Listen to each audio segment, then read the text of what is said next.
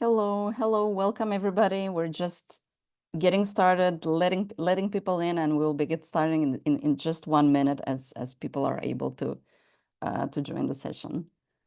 Welcome to our first session dedicated to the work of local governments working with Doughnut Economics. We'll be getting started in just a minute.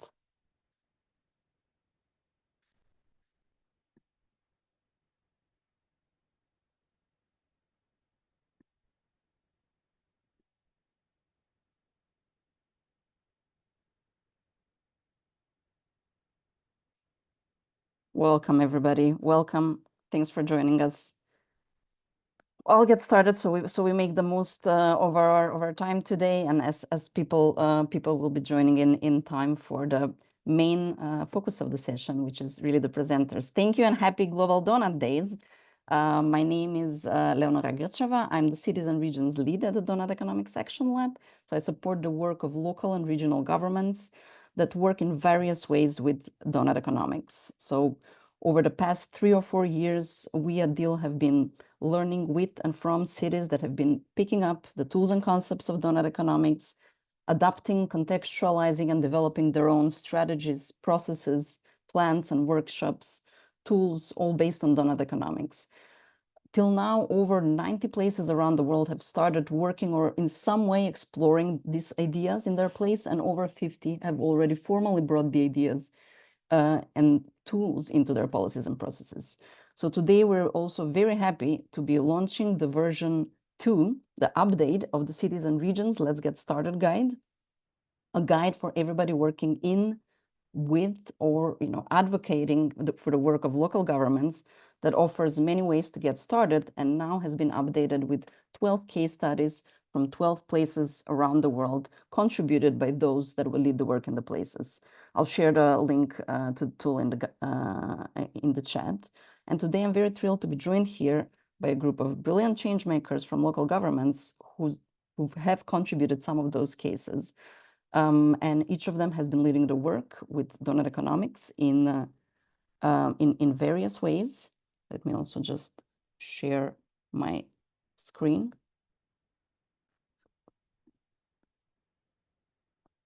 For a moment, so we'll be joined by and hear presentations from five places: Amsterdam in Netherlands, Bad Nauheim in Germany, Brussels in Belgium, Glasgow in Scotland, and Ipoh in Malaysia.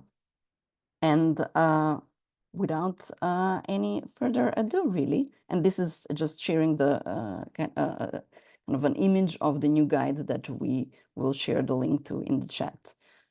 We won't, because we have so many presenters and so many amazing insights to be hearing today, we won't have time to have a conversation and a Q&A, but we invite you to add any comments, questions in the chat, and we'll try to pick them up as the presentations go along. And also we will be hosting a more informal Q&A room on another part of the platform 15 minutes after we finish this session, and I'll point you to it as we end. So without further ado, I'll hand over to Elsbeth Visser, who's a Senior Strategic Policy Advisor for Sustainability from the City of Amsterdam, and Frakian Karsten, who's a Senior Policy Advisor for Circularity, to share with us the experience and the story of Amsterdam and their work with Doughnut Economics. The floor is yours. Thank you, Leonora. Let me just share our presentation. And then, oh, is it showing full screen? No, now it is, right? Full screen. Yes, it is. Okay, great. So Frauke and Anna and I will take you through what Amsterdam is doing to implement Doughnut Economics. To be fair, it will be a little bit of a hodgepodge of things. That is because it is a little bit of a hodgepodge, but hopefully it will still inspire people. So I think most people know that Amsterdam was the first city to launch a city portrait for the Doughnut. And I think maybe the main thing to highlight from that is the framework we developed together with Teal and C40, which is the matrix that you see here. And that is, if we look at the donut from a city perspective, we should look at these four different lenses: the social, local, and the local ecological, which I think makes sense for a lot of us. But I think that global lens, or the global social lens and the global ecological lens, was still quite new. I also see that we're quite unique in applying that global lens as well.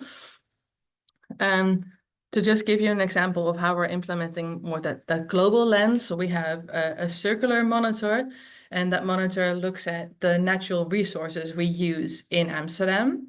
And I think one of the results is that actually you can see, so originally we thought about 70% of emissions were scope 3, but from the monitor we know it's up to 90%, and that shows how important circular economy is.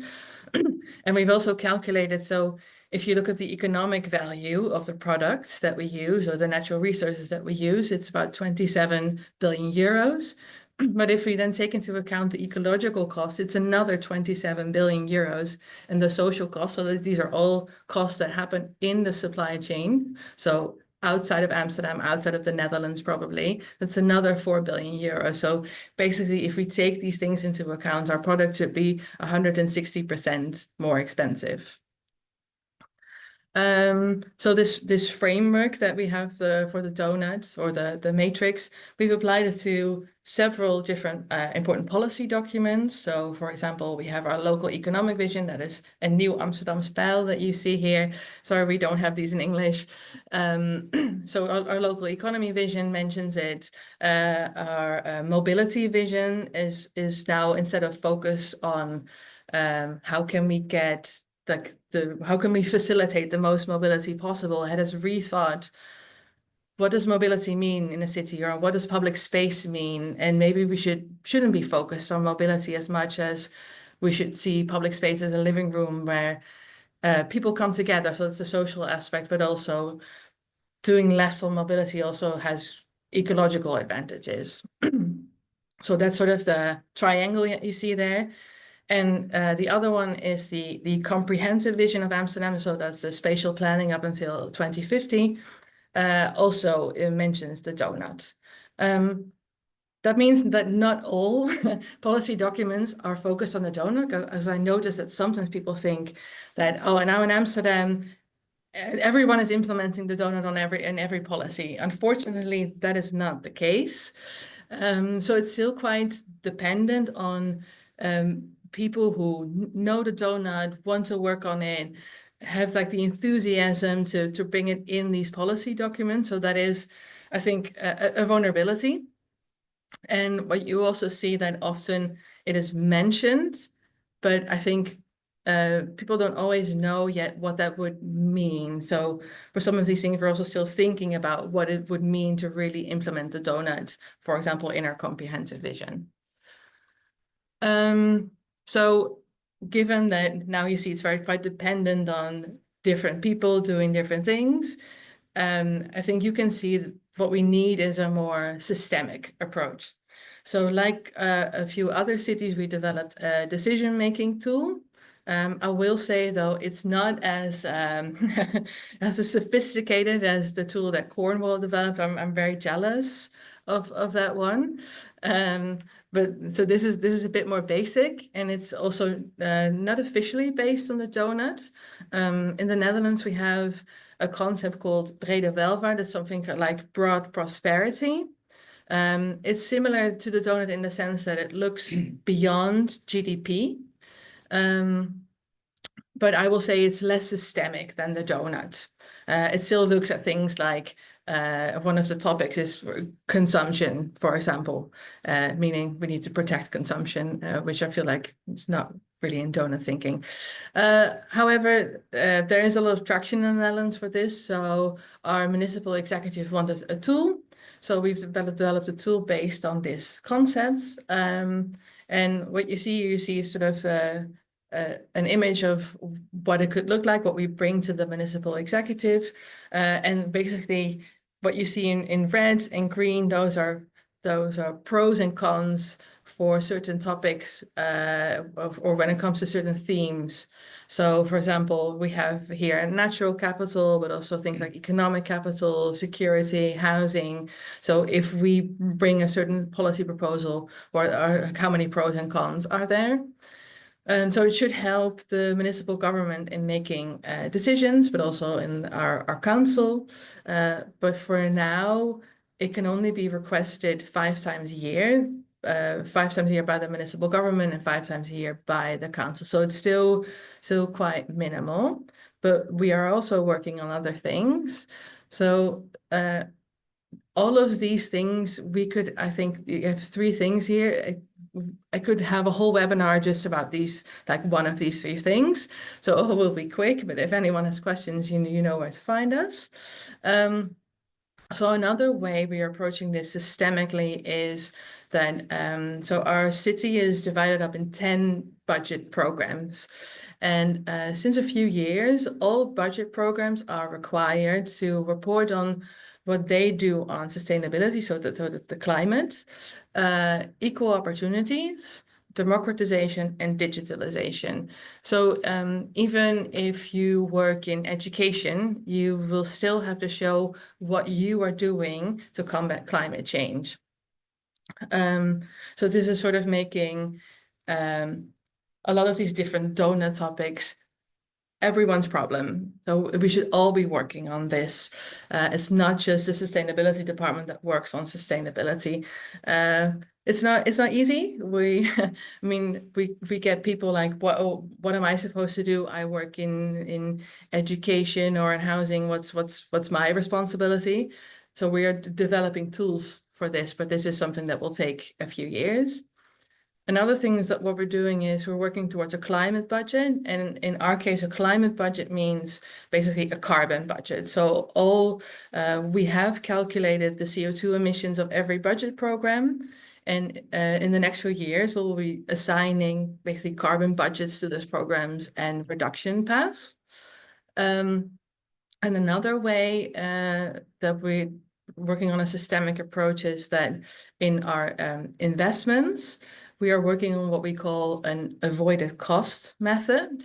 So what we now see that a lot of investments in sustainability are seen as this is too expensive.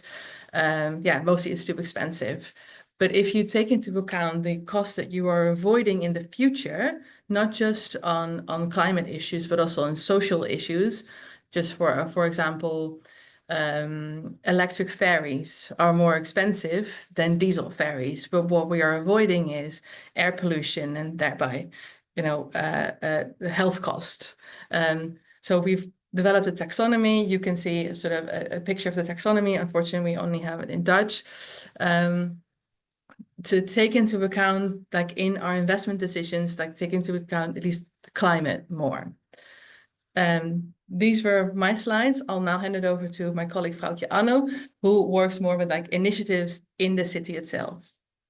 Yes, thank you, Elsbeth. Yes, I'm very glad that Elsbeth is focusing on the tough processes inside our organization, and that my focus is more to work together with partners in the city, just the external partners. And the framework I'm using from is the implementation agenda for Circular Amsterdam, which is now nearly a year active.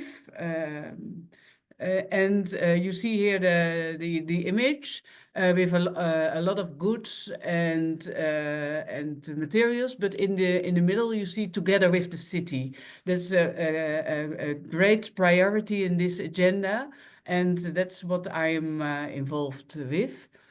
Even kijken.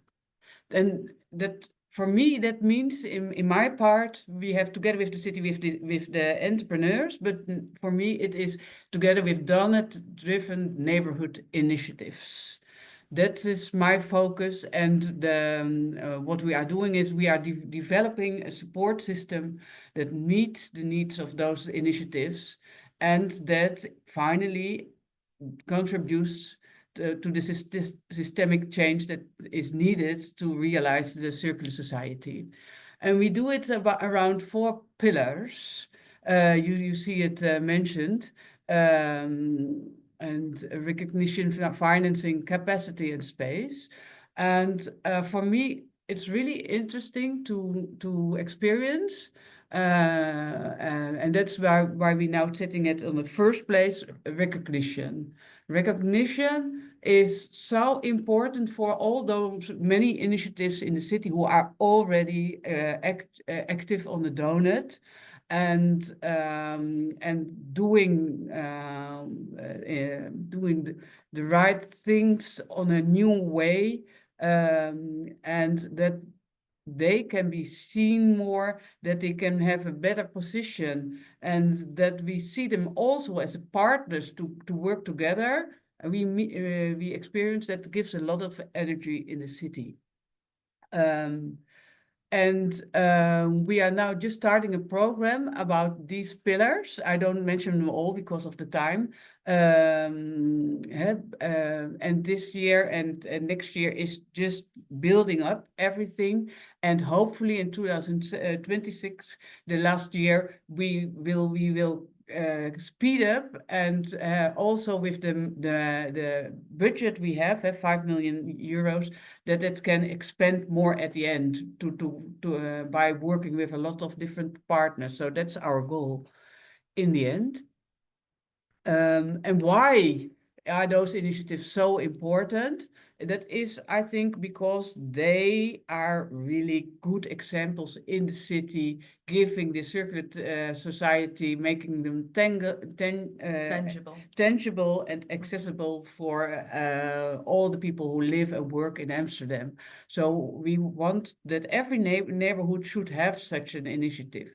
And then we don't have to forget that there are already a lot of initiatives. So they need the support, and we are now implementing a process that we are really partnering, we're really working together. And what is very important for us is then the existing already Amsterdam Doughnut Coalition, that we are happy that we have a coalition which supports and a network organization which has a lot of contacts in the city. And what we also do as a first step is that we strengthen the position of the Amsterdam Doughnut Coalition, so that in a way that they can also implement the tools that the deal are developing. So that is really interesting for us. And for example, next Friday, we have, of course, we have for the fourth time, the Amsterdam Doughnut Day, in which we are all trying to bring some of the tools in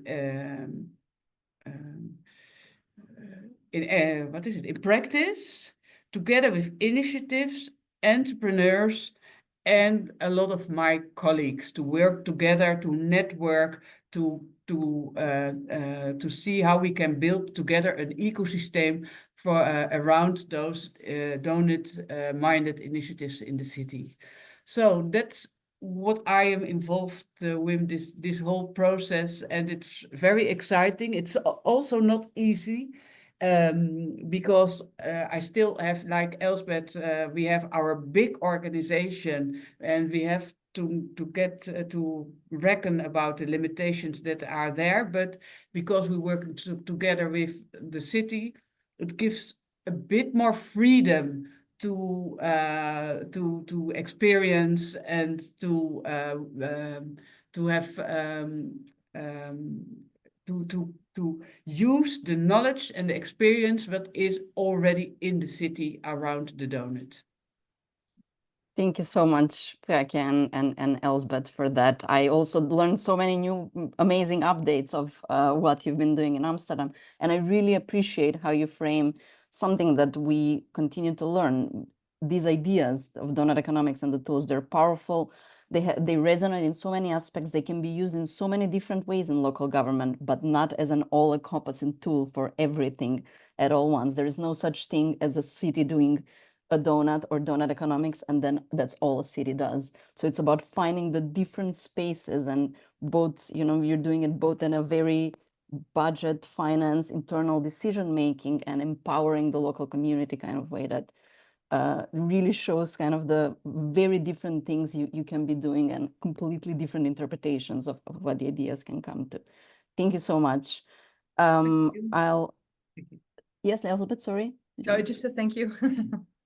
And any questions for Elsbeth and Franke, do share in the chat or join us afterwards for the session. I'll invite our next speaker, Yuge Ley, Advisor for Sustainability from the city of Bad Nauheim in Germany, to share with us about the work and journey of Bad Nauheim. Yuge, floor is yours. Yes, hello. Thank you, Leonora, and hello, everyone at their screens. I'm going to apply what I learned in an earlier session to allow better accessibility. So I'm an Asian woman with black hair and a gray jumper for those visually impaired. And I'm going to take you through the journey of Doughnut Economics implementation in Bad Nauheim today. Right. So Bad Nauheim is not the biggest city, so I'm just going to quickly provide a background to our city because I'm sure most of you won't know it. We are located in Germany, in central Germany near Frankfurt. That's probably more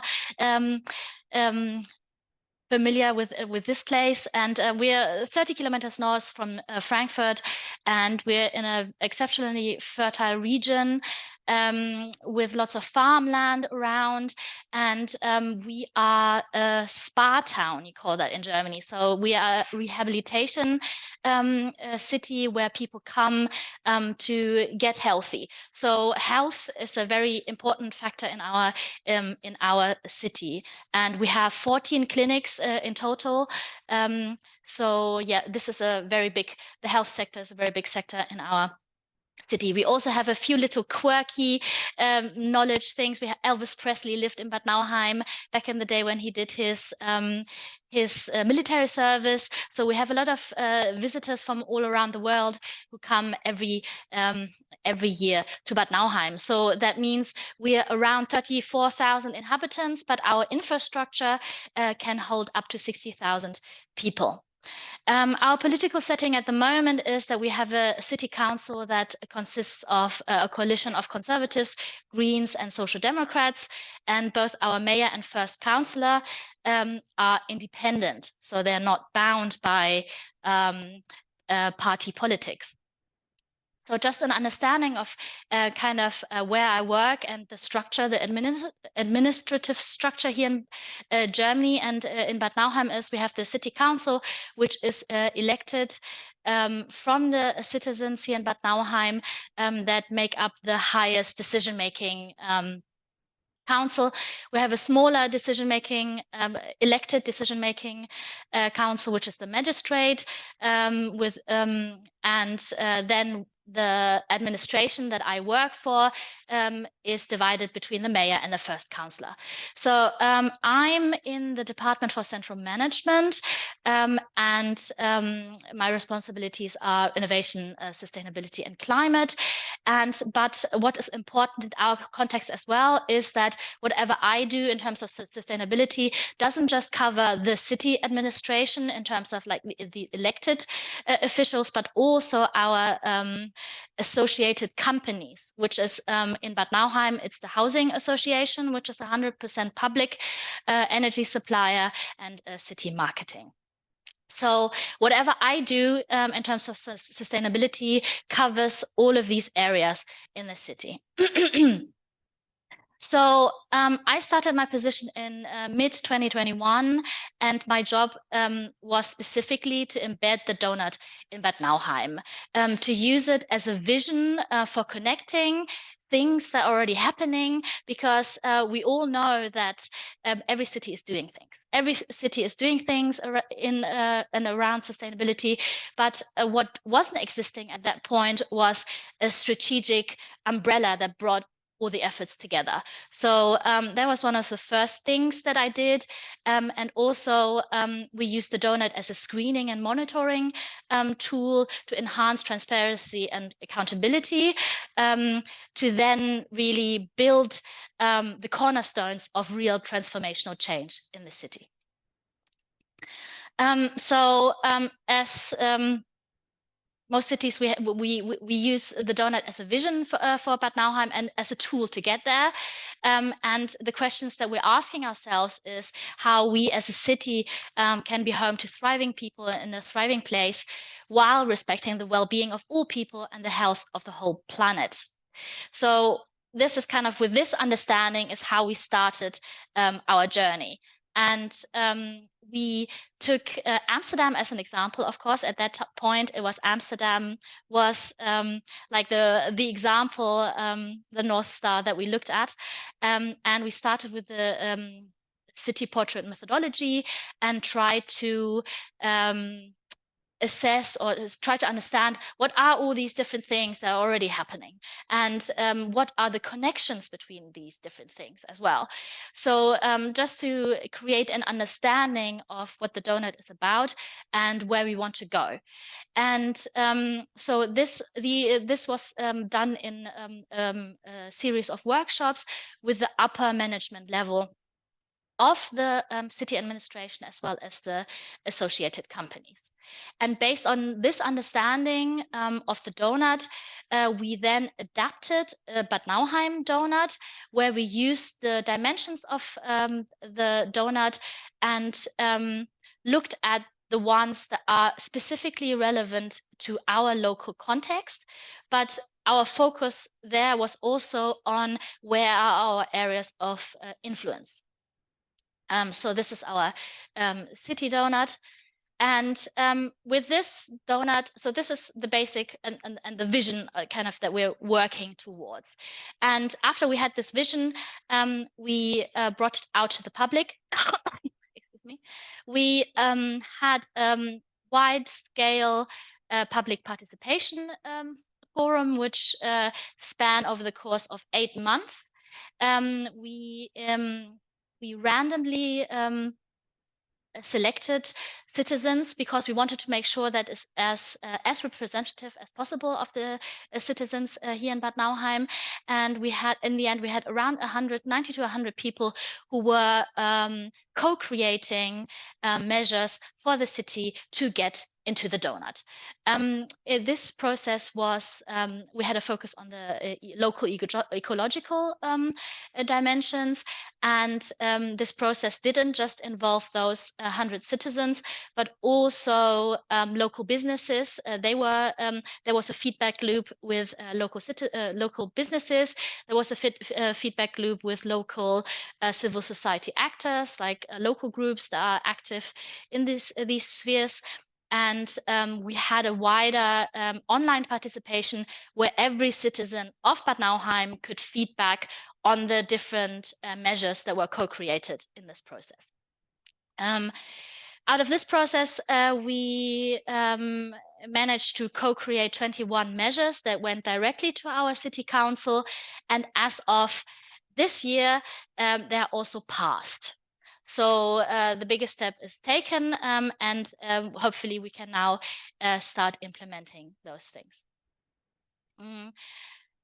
Parallel to this whole awareness raising also in the city, also one of the main reasons of why we did use the Doughnut is to raise awareness of the interconnectivity of things, and also to underline the assumption that as a city or as a city administration, we can't do everything. So the transformation, the local transformation, is a collective effort where every part of the city society has their own role and their own responsibility to play. Right. So back to inside of the administration, we have kicked off a change management process where we changed the things, changed how information is managed, as well as how decisions are made. So as I said to you before, what we do, or the decision making, doesn't just span around the administration, but covers also the associated companies, where we now have regular meetings where we exchange information and make decisions together. Also, at the same time, what we did is to develop a risk assessment tool like Cornwall or like Amsterdam, how they just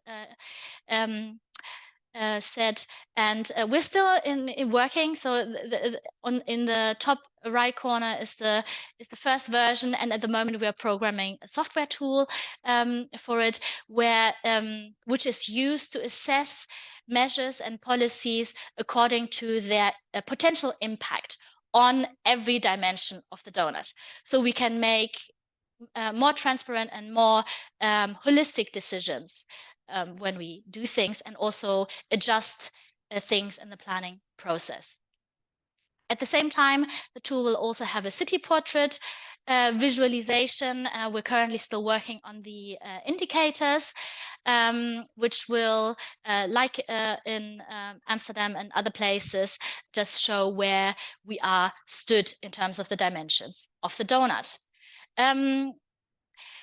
I think I'm okay in time. So quickly, just the learnings that we had. The main learnings is while working with the public, we learned that it's really an easy to understand concept. So the visual of the donut is very powerful, and people feel seen. We have the issues before then when people, I care about this area, I care about climate change, but I care about, affordable housing, but what about me? What about me? And since the donut has it all, people feel seen and really understand that this holistic understanding also puts a focus on their needs.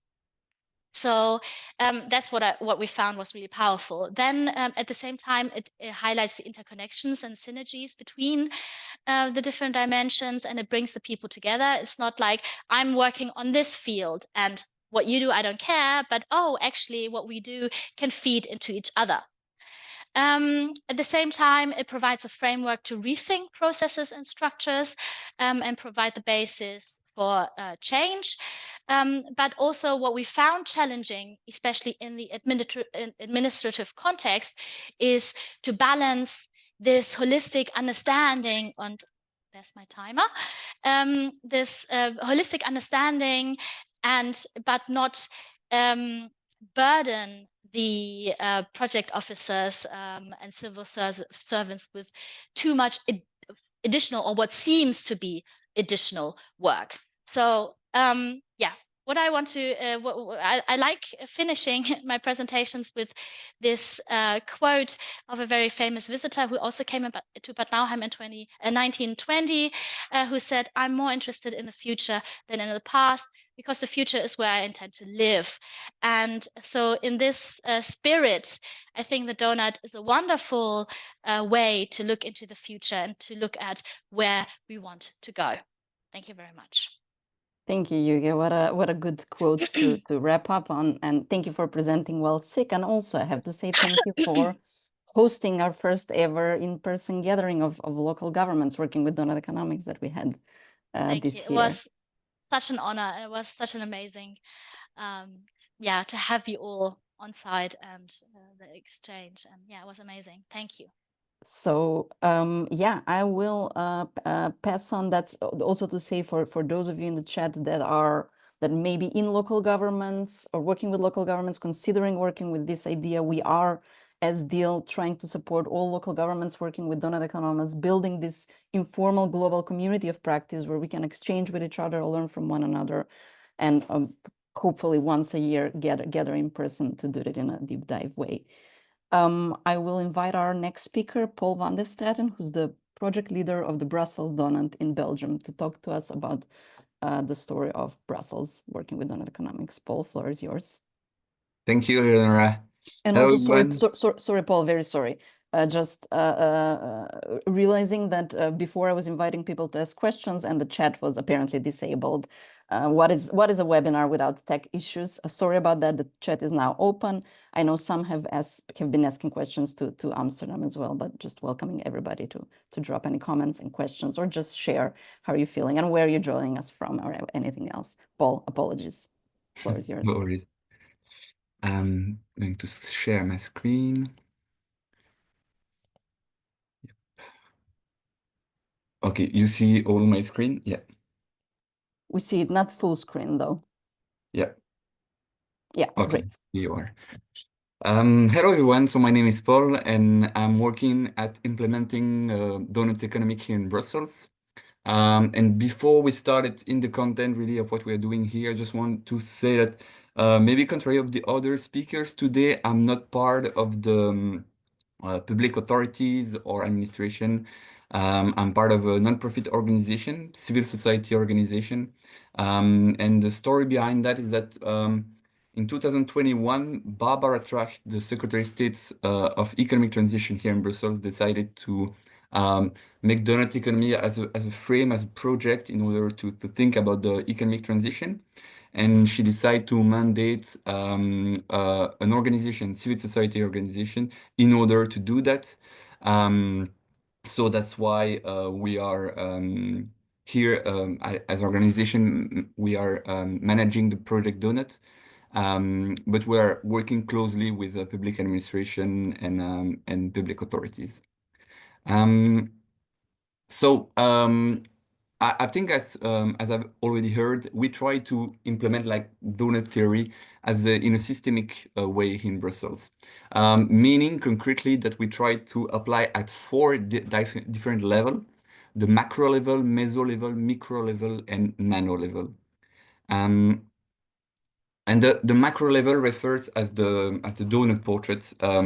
So you have already heard in the previous presentation what is a Doughnut portrait, but basically it's representing how a city like Brussels is performing on the ecological ceiling and social foundation.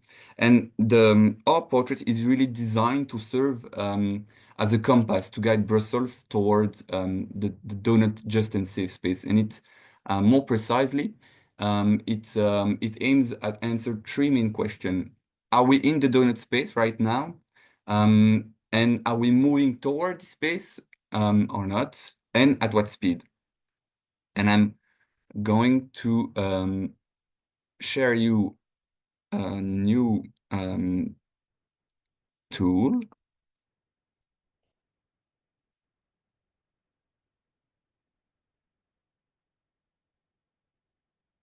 Yep. Can you see my screen? No. I think it's starting to share now. Yes, Yeah, I can okay, see it now. perfect.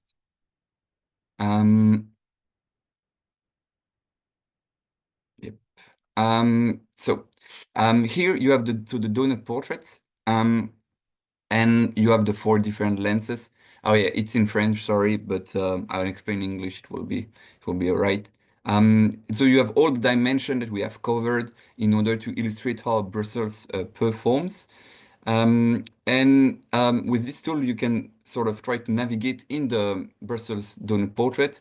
And so, for instance, we can go here in the quality of air, in the local ecological lens. And you can see like here, we have five different indicators that we have chosen in order to illustrate that dimension. And for instance, here you have like the concentration of microparticle in the air in Brussels. You have here the value. Are we moving in the right in the good direction? Yes, because the arrow is in green. And how many years will it take us in order to achieve the target that we have fixed in 4 years? And here you have like even more precision about the value, where it comes from, etc. How we fix the target, because it was a big methodological debate about how you can fix a target. It's a quite political also reflection. And so if you have question, please go on our website, and we have a full report dedicated at all the methodology we use in order to fix those targets and the rest. And here you have the answer to the three question, and you have also like the historical value, the historical story of the value, and some other explanation. So that's a bit the way we conceived our portraits here in Brussels. Yeah, and I'm going back to my other screen.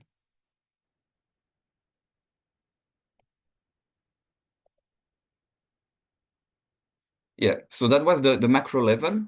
And then after we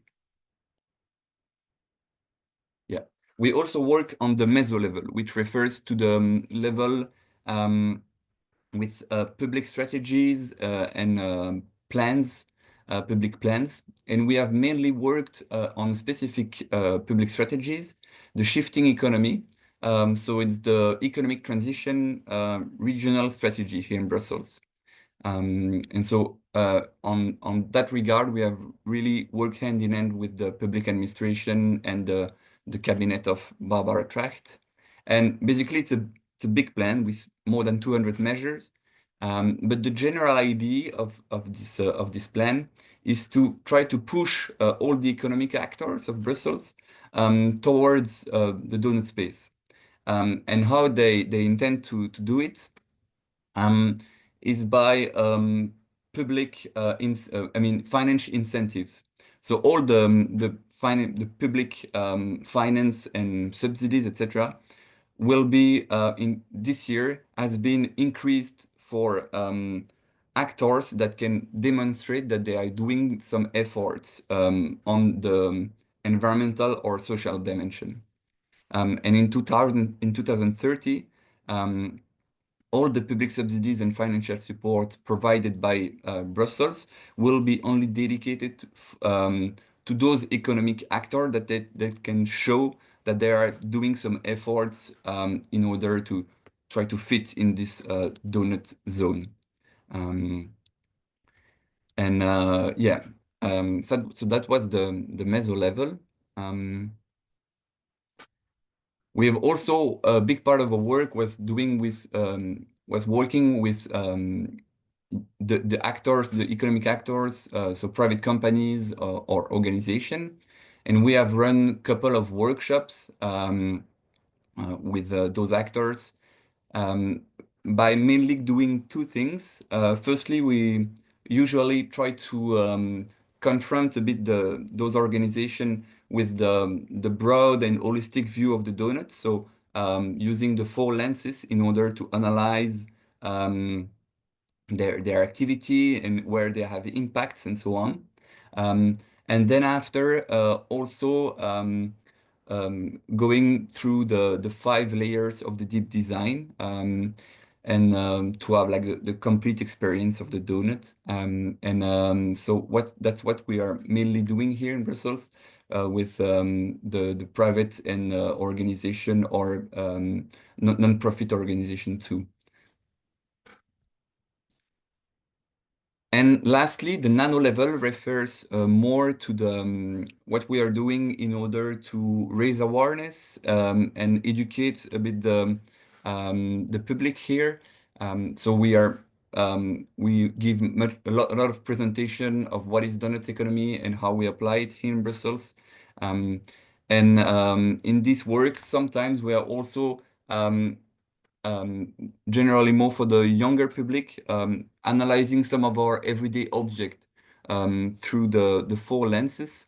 And so it's a good tool to, a first introduction to the donuts in order to make visible all the invisible impact of our everyday impact object. And so like the smartphone or a t-shirt, you can show thanks to this tool, all the impacts and make it visible and discuss after how can we have a more responsible approach and consumption. And that's it for me.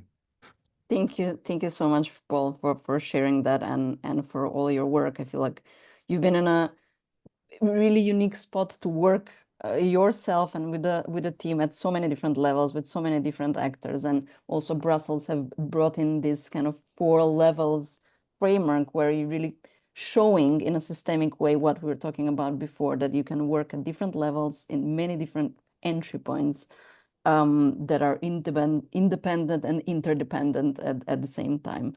Thank you so much. I'll invite our next speakers to share the work of Glasgow, We have Charlotte Wallace, who's a Sustainability Group Manager from Glasgow City Council, and Joe Winterbottom, who's a Senior Research Fellow at the University of Glasgow. Thank you, Leonora. Good morning or afternoon, everybody. Just to echo Leonora's point at the start, happy Global Donut Day. What a great day to be celebrating this today together.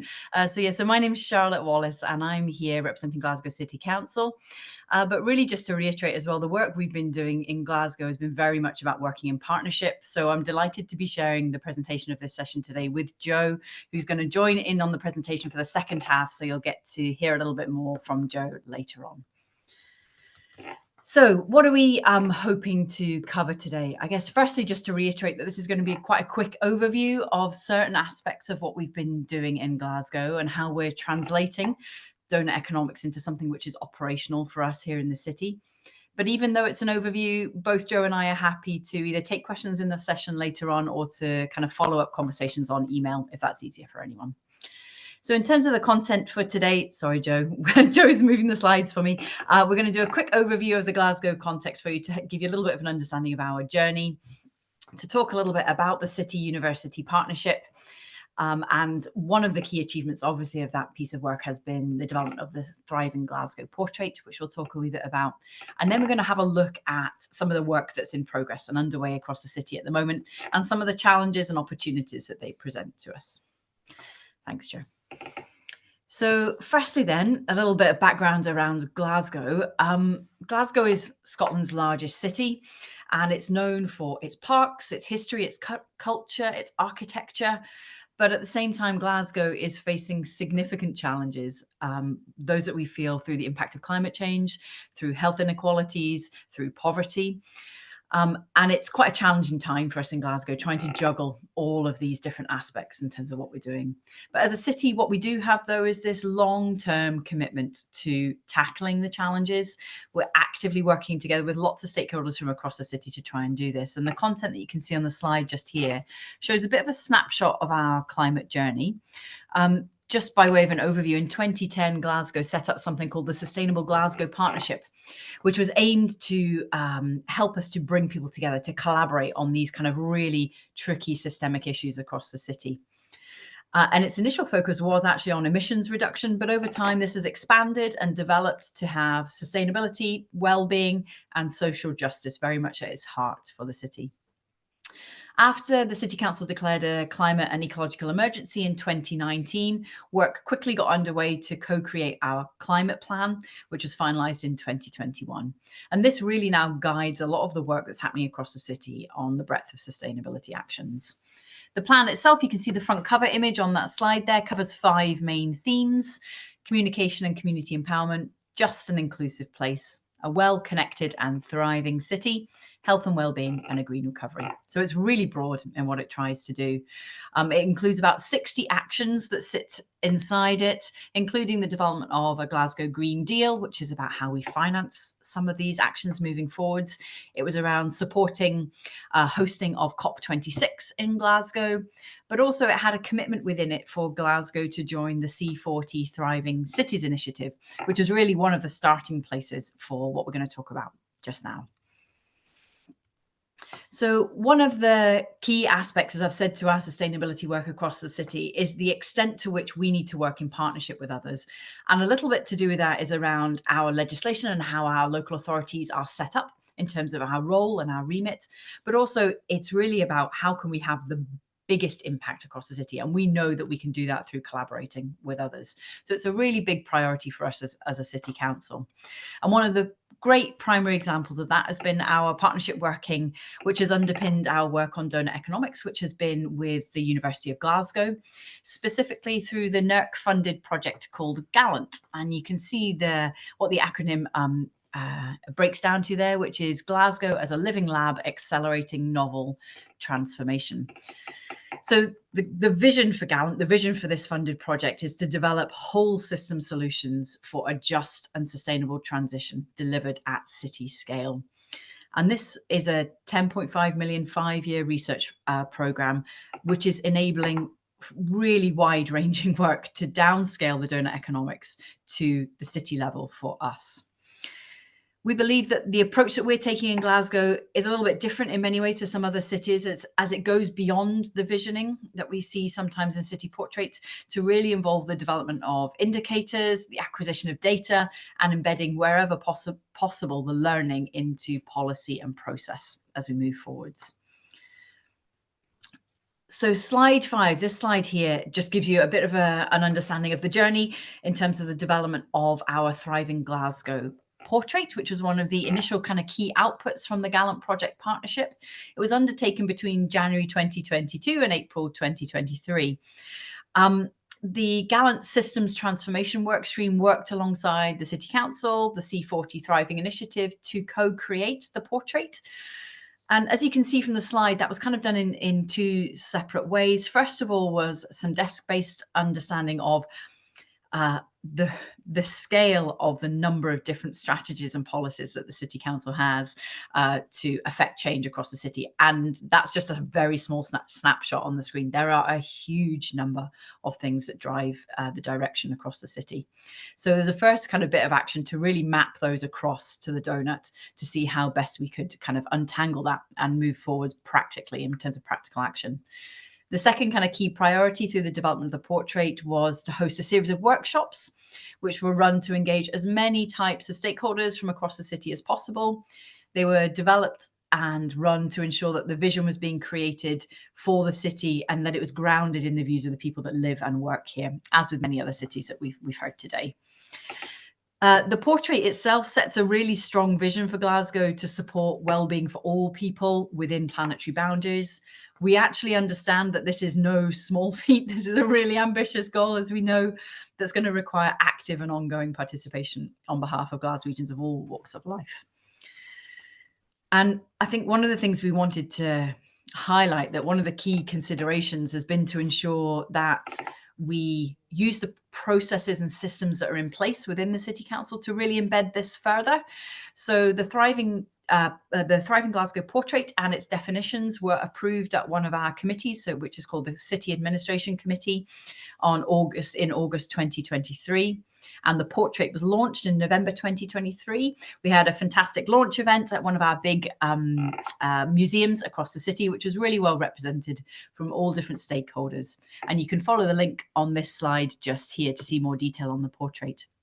I think one of the things, just to reiterate at this point as well, is that we're really lucky to have really fantastic support from the leader of the City Council in this piece of work that we're doing with the university. The leader of Glasgow City Council is Susan Aitken, and she describes the Thriving Portrait as being a guide to Glasgow's social and economic transformation and how that can and must sit within planetary boundaries. So being able to launch this and really embed this within our processes has meant that we've got really kind of senior support for what we're doing across the city just now.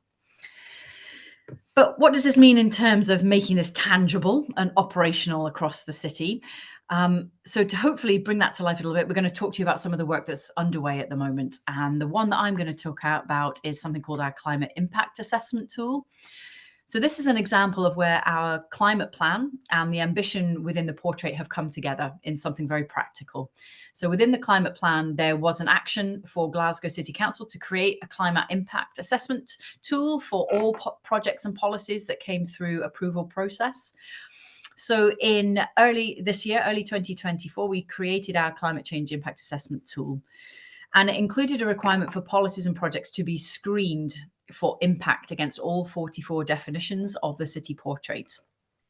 They also, as part of that process, need to consider both positive and negative impacts of their piece of work on these and where the potential is for them to be enhanced or to do more to help us to achieve the ambition within the portrait. The process is currently being trialed and reviewed. However, there are a number of kind of challenges and opportunities that have come through practical projects. As we know, we like to kind of try and learn from things as we go. So first of all, it's taken quite a bit of time to embed this new process within what is quite a big local authority, a lot of members of staff, and it's not straightforward. So even in itself, the sheer number of definitions, 44 definitions, is a lot, especially a lot for people that are not already engaged in these kind of conversations already. So there is a process of learning and support that we're providing to staff as we go through, and that then is an impact on my team in terms of our staff resource as well. However, what it does give us are significant opportunities. So we have now got this kind of cross-team agreement on this opportunity, on how to embed this opportunity to ensure that people know a bit more about the definitions and how their work contributes to those across the city. It's also been fantastic that we've actually been able to really fully embed it within an existing process within the council, because that means it will get done. And what it means also is that we have the outcomes from the climate impact assessment embedded through and understanding through our elected members, so through our political people as well. So that's just a bit of an overview from me. What I'm going to do now is pass over to Jo to take you through the second half of the slides. Right, thanks, Charlie. Yep, I'll just give you a sort of whistle-stop tour through some of the other things we're working on, and can take further questions on those later if it's of interest. So one of the things that we're doing is developing indicators. So as many of you have pointed out already, that selecting indicators for each donut dimension is an important part of the city portrait process, as well as using them in the kind of snapshot and for giving us an indication in relation to progress. In Glasgow, we're using the indicators as part of the development of mathematical modelling, which will support the building a multi-objective optimization tool, which is something that's part of the broader Gallant project. And that meant that we developed a set of criteria for our indicators to make sure that they were, as well as being accessible and relevant and meaningful to the city, we wanted to make sure that they were kind of sensitive to policy action, could be compared, were updated, available in a time series, but also where possible disaggregated by subgroups and geography. And what we found quite quickly actually was that it's very difficult to find data that meets those criteria. So that's something we've been working on. There are some areas where the indicators are obvious. There are others that have been harder to narrow down. And for many of the global dimensions, it's been really challenging, and we will need to do further work to develop those. We've been working on these indicators with officers across the council and hope to have them firmed up in the new year, at least the local ones, local ecological and local social. But one of the things that we've learned is that engaging around the indicators has been a really good way of raising awareness of and generating buy-in in relation to the broader portrait. Another one we've been doing is building a policy action systems map, and that's something that is aimed to help us sort of identify the barriers and enablers and accelerators of change. One of the ways that we've tried to generate buy-in around this is by making it relevant to the different departments that council officers we were working with on specific projects. I can give you a sneak preview here of something that we've been doing where we've combined the mapping of policy actions from different strategies to the thriving definitions. It looks like something like this, which is pretty horrifying as a starting point, but you can dive into it and it's searchable. So this is a prototype, but it can be searched using keywords, and it's possible to focus on the connections and sort of dive in and find further detail on what you need. So if you're interested in that and how we've been using it, then do please get in touch. Initial feedback suggests that it's already been really helpful to council officers, and it's helping them think in a more systemsy way, which is something that Bad Nauheim mentioned earlier on. We've got the digital donut, which is available on the website at the moment, which already has links where you can click on each definition. But as we develop the indicators, we'll be developing the measures where you can see how well things are going in relation to each of those thriving definitions. One of the challenges is, of course, is something that I think several of you have already faced, is where do you put the thresholds for these when you're starting to put these on the diagram. So just to kind of sum up our next steps, that we've got work to do to continue to raise awareness and build commitment to the thriving definitions. We're going to try and make sure that we've got the local indicators integrated with broader university work, and also got Glasgow policies, strategies and plans, and looking to further develop the donut. And then also we've got more work to do around the systems map and making that available based on making improvements based on the feedback that we've already had. So just to sum up, there's some links here which we can post in the chat. I think Leonora's done some of that already, and certainly we're happy to take inquiries for particular questions, and we'll be in the Q&A session later on.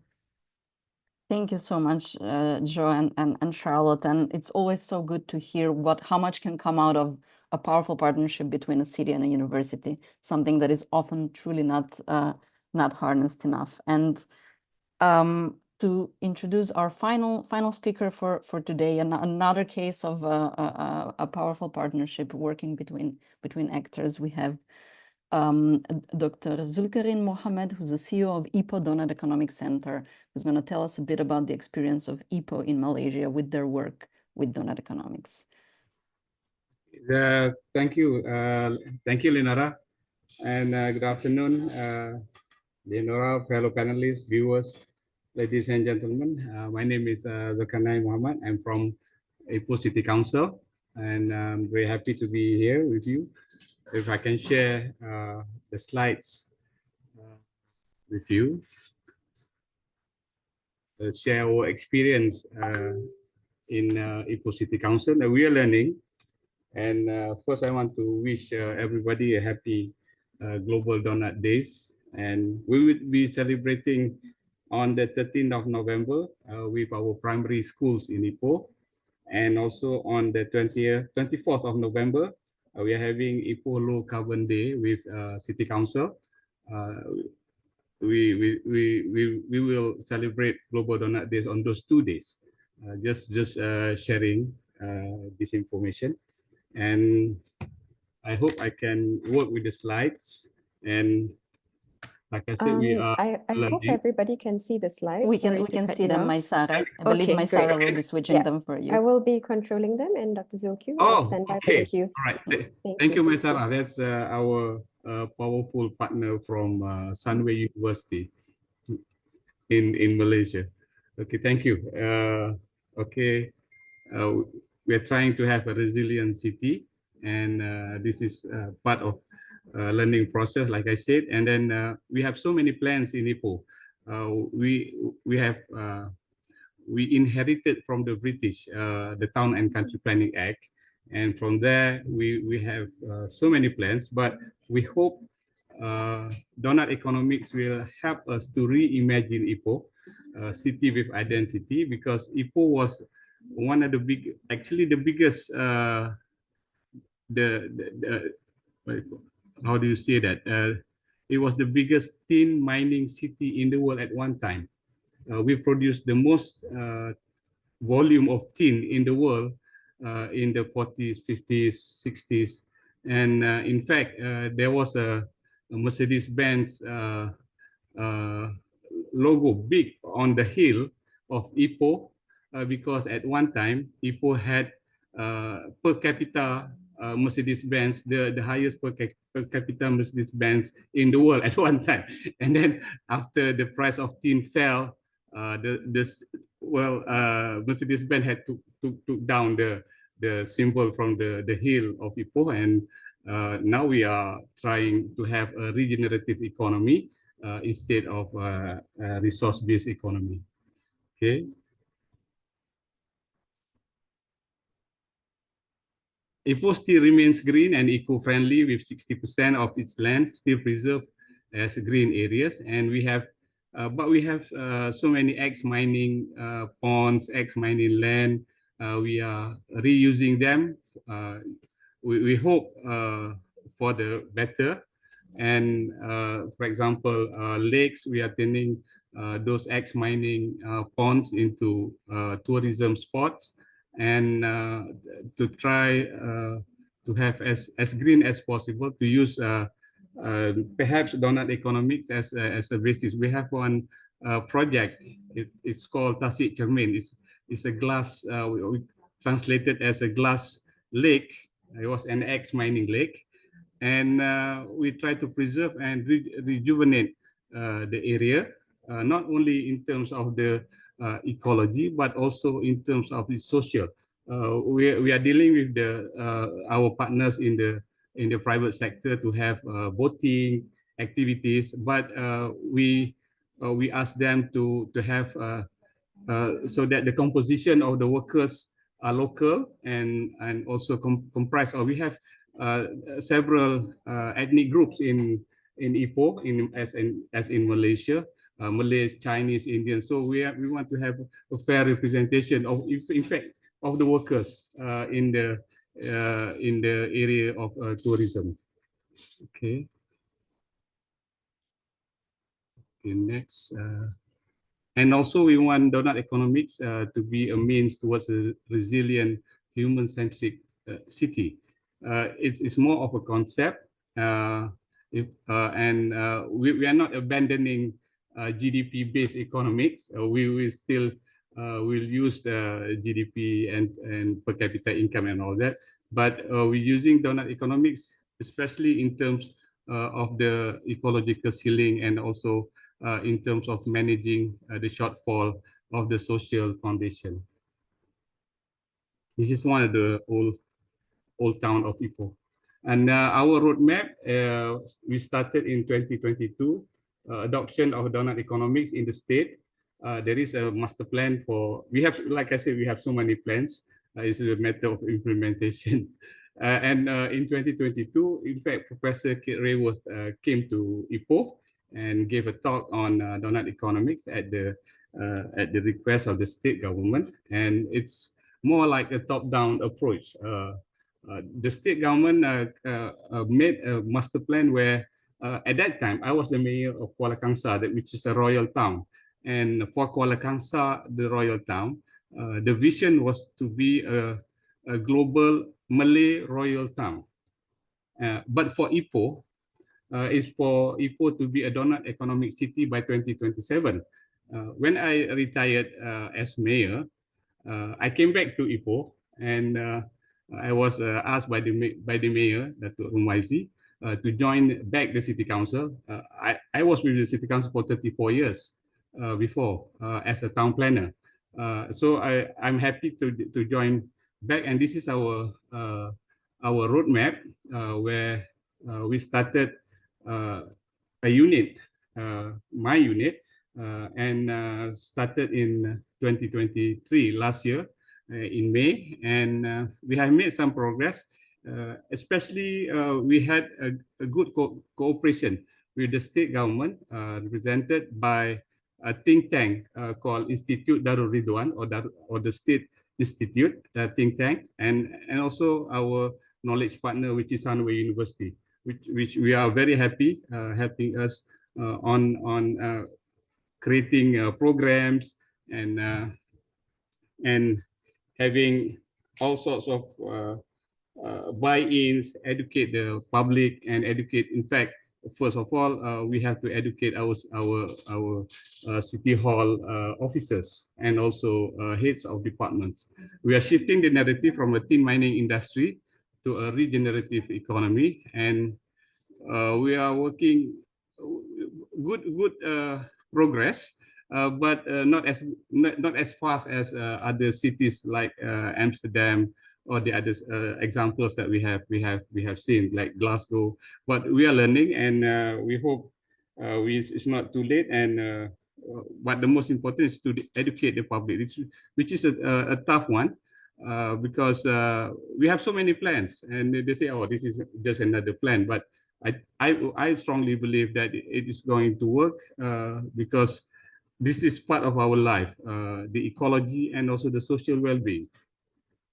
And okay, next slide. We're working on the Ipoh Doughnut Economic City Portrait in Action. We are a little bit different because we use not only the concepts, but also we use the legislations.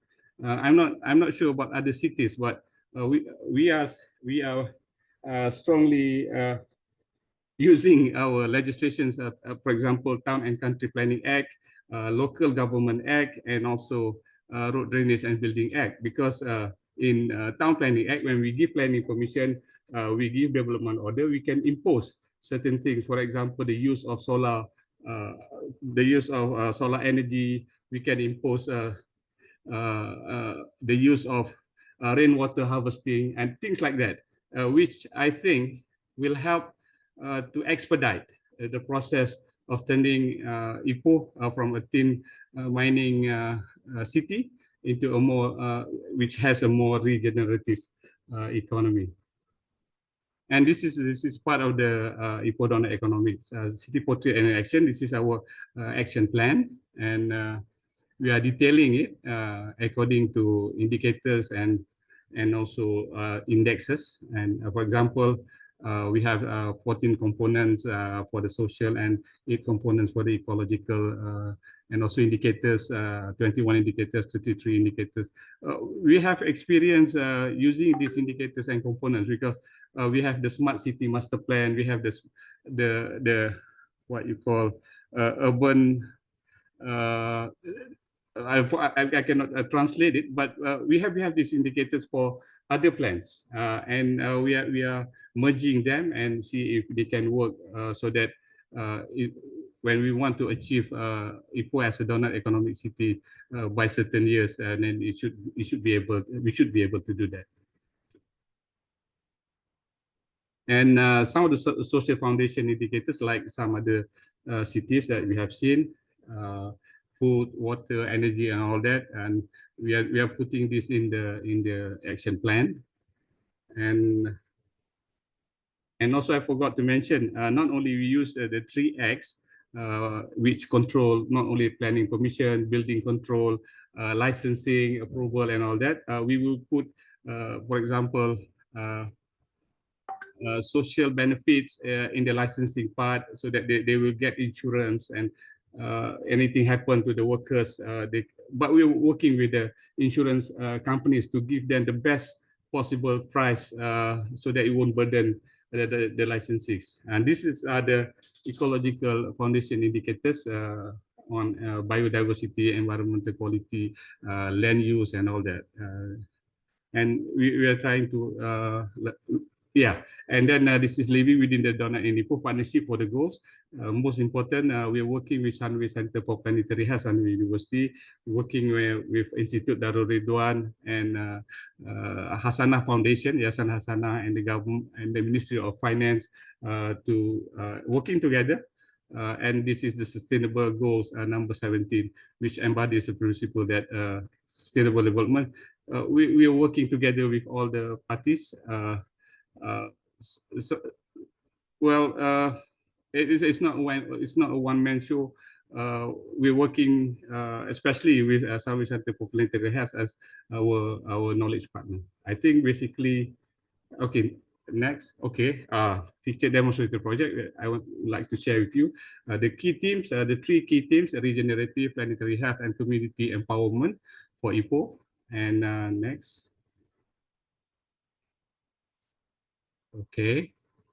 Regenerative, X mining land, we're turning it into a tourism spot, and use all the principles of sustainable city. And then we have this old market, the central market, regenerative. This is one of the green buildings in Ipoh. It's owned by the city council. It used to be a market, but and a supermarket, and then it was abandoned. We transformed it into a one-stop center where you can have all the government. There are many government offices here, so you can have. You don't have to travel many places. You just come here and you can settle a lot of government dealings here. And also, as this is all the limestone hills in Ipoh, we are doing a feasibility study exploring potential of the karst hills, their capacity to absorb and release carbon. This is one of the things that we are doing at City Council. We're working together with other agencies, and this is a community-based disaster risk management, and this is also part of the Doughnut Economics. We might do it differently from other cities, but this is how we understand it in terms of the donuts. Okay, and we also have trash for cash, where you can sell the trash using a machine, and they will pay into your account based on the quality of the trash and all that. And then we have a community empowerment, Ipoh as a food and City of Music. We just got UNESCO City of Music award, not award, as a recognition of Ipoh as a UNESCO City of Music, showing different cultures. We have Malay, music, Chinese, Indian, indigenous, and it's part of our vision to have a better life for the citizens of people.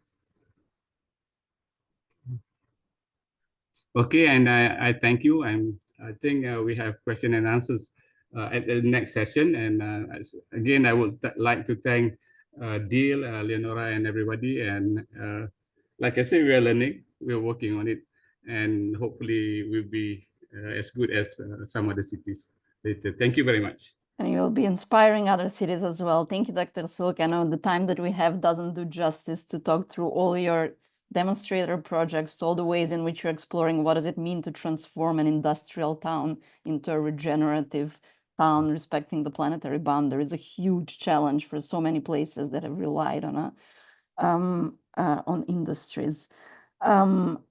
I have to unfortunately close our session today. I would like to thank all our speakers and our participants. I would like to invite everybody. I'm just going to share my screen for a second to show this where we'll be after this in 15 minutes. If you go to the platform where you'll be registered to the Global Doughnut Day platform, you go to the open space and then join us in government and policy. We'll be in this sort of informal chatting space. If you want to ask any questions, talk about anything with any of the speakers, you can follow the link that Leah just shared in the chat, and we'll be there. And of course, do check the cities and regions, the update of the cities and regions guide, where you'll be able to read a lot more and follow a lot more links and details to a lot of the case studies that were shared today.